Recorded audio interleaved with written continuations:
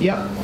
Okay, you join us following on from the entertaining but ultimately disappointing game against Ebbsfleet United, which the Beavers went in at half-time 1-1, but 2 quick goals in the second half.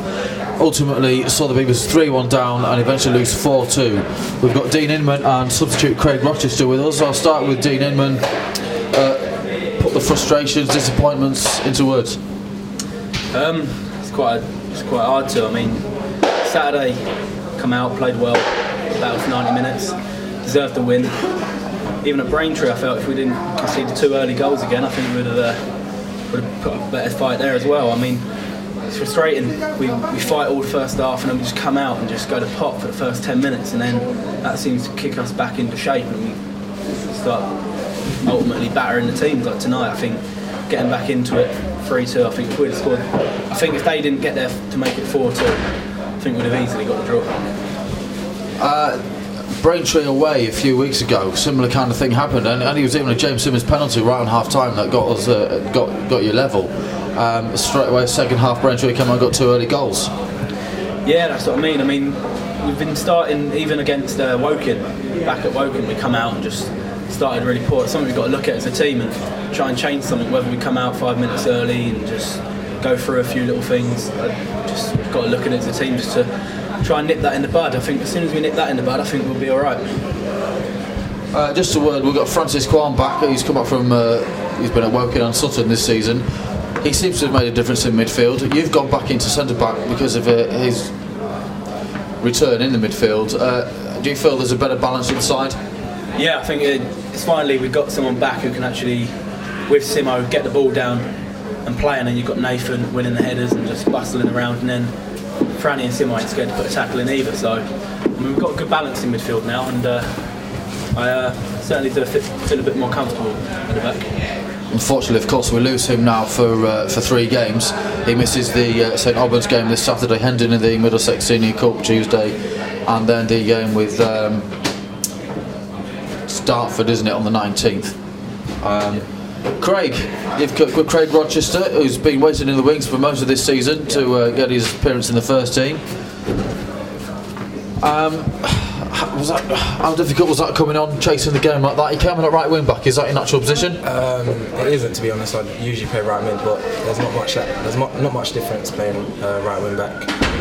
To be honest with you, I just tried to come on and be positive. I tried to get the ball and do what I know I can do. Unfortunately, we can press to get the equaliser when we could.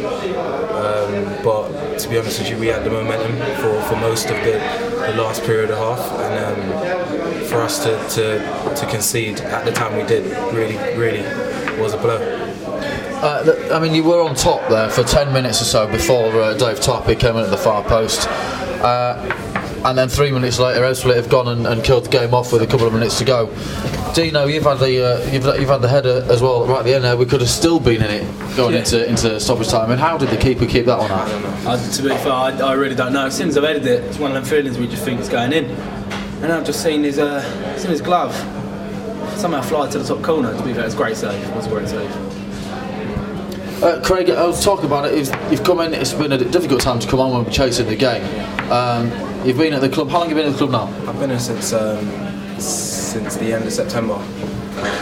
Just trying my best to stay professional, wait for my chance, and when I get my chance, I was thinking when I got my chance, to show what I could do, and then hopefully I've showed the gaffer, what I can do, and I'll get a little bit more time maybe next game, and then so onwards and so forth. And then hopefully I can get my place and stay in there. But again, we're disappointed about the result, but we push on Saturday and hopefully we can get a result. Yeah, St Albans City at home on Saturday. It's bad news, boys, I'm afraid, but we have, I believe, dropped into the relegation places tonight with the other results going against us. So Saturday, St Albans City are there with us. That's going to be a huge game now. Yeah, absolutely. I think, to be honest with you, I think we've got enough.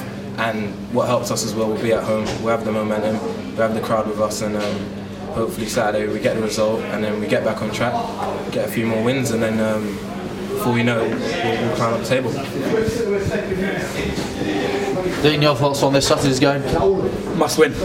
Absolute must win. I mean, if we lose that, we're really looking behind us. I mean, it's just one of them things where all year we've been playing games where, yeah, we should be getting the points, but it's alright saying that after the game. We've got to do the job on the pitch and actually just get the points on the table. I mean, if you look at Braintree, I mean, they're top of the league by scrapping points.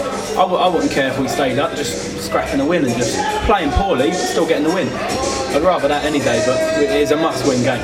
Well, I mean, I think it needs it. It's been beginning of October, as you know, Dover was the last win in the league. It's been 11 games since then. So yeah, I agree with you, Dean. We do need to. There needs to be a scrappy win, 1-0 win somewhere to kickstart the season and to try and pull away from the bottom. Craig, thanks very much for talking to us.